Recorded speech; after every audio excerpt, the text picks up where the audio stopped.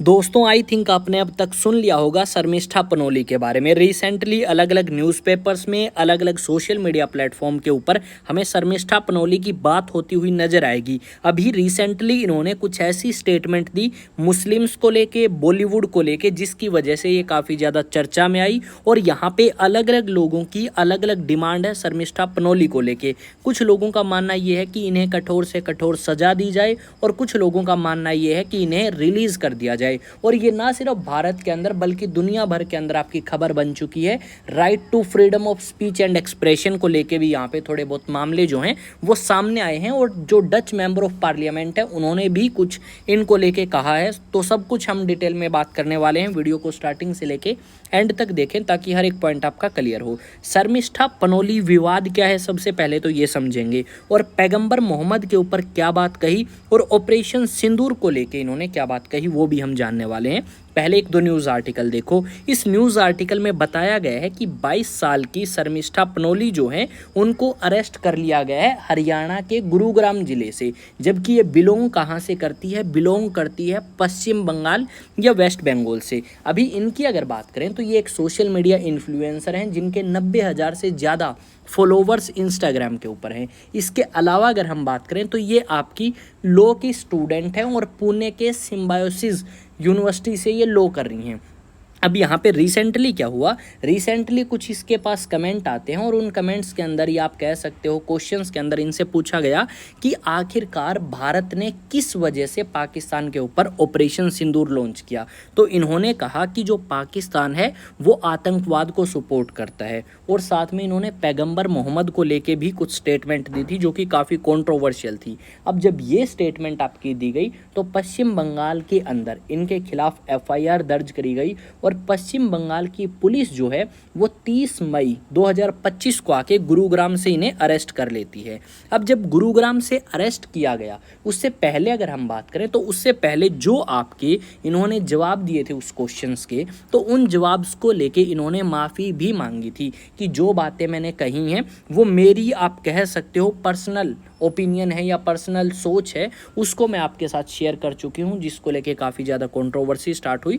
तो इसी करके मैं आप सभी से माफ़ी मांगना चाहती हूँ। इस करके इन्होंने माफ़ी जो है वो भी मांगी, और बहुत सारे लोगों ने देखा भी और रीट्वीट भी किया, बहुत सारे लोगों ने सेव किया और लाइक भी इनके इस ट्वीट को यहाँ पे किया गया, जो कि इन्होंने एक्स सोशल मीडिया प्लेटफॉर्म के ऊपर किया था। अब यहाँ पे अगर आप देखोगे इतनी ज़्यादा कंट्रोवर्सी होने के बावजूद इन्हें अरेस्ट किया गया। जब अरेस्ट किया गया तो यहाँ पे अलग अलग पॉलिटिकल पार्टीज सामने आती हैं। जैसे यहाँ पे अगर आप बात करें तो BJP पॉलिटिकल पार्टी सबसे ज़्यादा सामने आई। रीज़न क्या है कि जो पश्चिम बंगाल राज्य है, उस पश्चिम बंगाल राज्य के अंदर आपकी TMC की सरकार है, या आप कह सकते हो ममता बनर्जी की सरकार है, या ऐसे भी कह सकते हैं कि एक ऐसा राज्य है जहाँ पे BJP की सरकार नहीं है। तो BJP के जो अलग अलग मेंबर ऑफ पार्लियामेंट है उन्होंने अलग अलग स्टेटमेंट दी।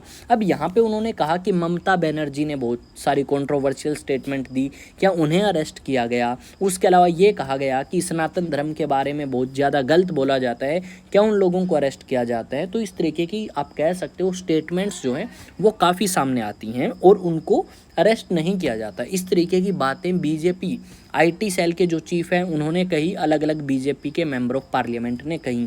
एक एक्ट्रेस हैं और आपकी मेंबर ऑफ पार्लियामेंट भी हैं हिमाचल प्रदेश से, उनका नाम है कंगना रनौत। अब इनकी बात करें तो इन्होंने इसको सपोर्ट किया है। इन्होंने कहा कि शर्मिष्ठा पनोली जो है उन्हें रिलीज़ किया जाए। हाँ, उन्होंने कुछ गलत बोला धार्मिक मामलों के अंदर, और साथ में इन्होंने 3 खान को लेके भी बात कही थी, शाहरुख खान, सलमान खान और आमिर खान, क्योंकि इन्होंने ऑपरेशन सिंदूर के ऊपर कोई स्टेटमेंट नहीं दी, और उसी को लेके भी इन्होंने काफ़ी कंट्रोवर्शियल बातें कही थी।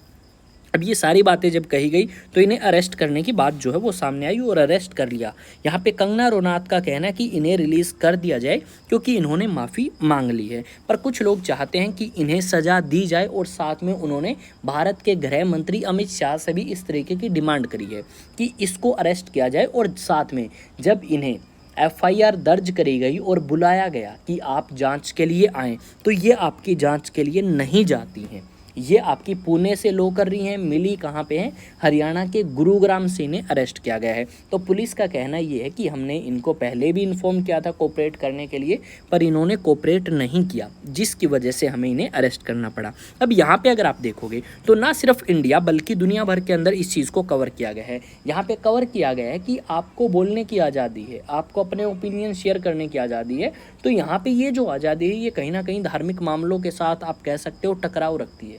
आप धार्मिक मामलों में कुछ गलत बोलते हैं तो आपके खिलाफ लीगल एक्शन लिया जा सकता है, और यहाँ पे लिया भी गया है। जो डच मेंबर ऑफ पार्लियामेंट है उन्होंने कहा कि शर्मिष्ठा पनोली को रिलीज़ किया जाना चाहिए, और अगर रिलीज़ नहीं किया जाता है तो भारत एक ऐसी डेमोक्रेटिक कंट्री है जहां पे भारत के लोगों को बोलने का अधिकार नहीं है। और साथ में उन्होंने भारत के प्रधानमंत्री नरेंद्र मोदी से भी कहा कि उन्हें शर्मिष्ठा पनोली की मदद करनी चाहिए। और यहाँ पे बीजेपी जो है वो कहीं ना कहीं आरोप तो देखो ममता बनर्जी के ऊपर लगाएगी। यहाँ पे अगर आप देखोगे तो सोशल मीडिया प्लेटफॉर्म पे एक जगह तो ये मिलेगा अरेस्ट शर्मिष्ठा पनोली, और दूसरी जगह ये मिलेगा all eyes on Sharmishtha Panoli. यानी अलग अलग तरीके के हैशटैग जो हैं वो अलग अलग सोशल मीडिया प्लेटफॉर्म पे चलाए जा रहे हैं इनको लेके। यहाँ पे हमें ये चीज़ समझनी होगी कि भारत के अंदर आज के इसमें अलग अलग सोशल मीडिया इन्फ्लुएंसर जो हैं वो इस तरीके की स्टेटमेंट जानबूझ के भी देते हैं ताकि वो न्यूज़ में आए, मीडिया में आए, वो हाइप जो उन्हें अब तक नहीं मिली थी। तो एक कंट्रोवर्शियल स्टेटमेंट देने की वजह से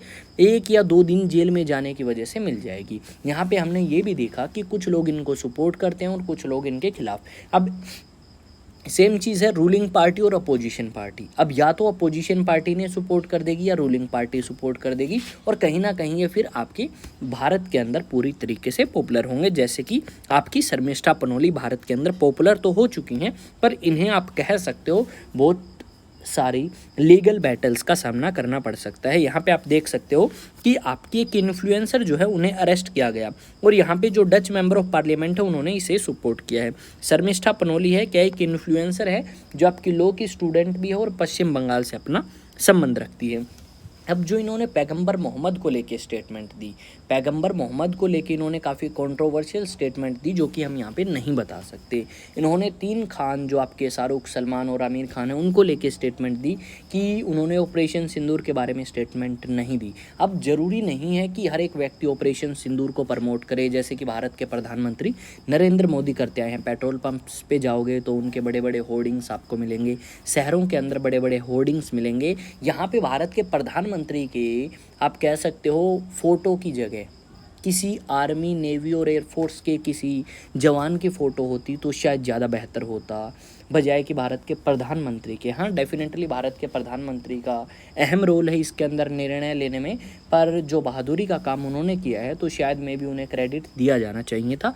अब आप अपना ओपिनियन जो है वो अलग अलग सोशल मीडिया प्लेटफॉर्म पे मेरे साथ शेयर कर सकते हैं, और साथ में आप इस चैनल को सब्सक्राइब भी कर सकते हैं। ये आपका अपना चैनल है।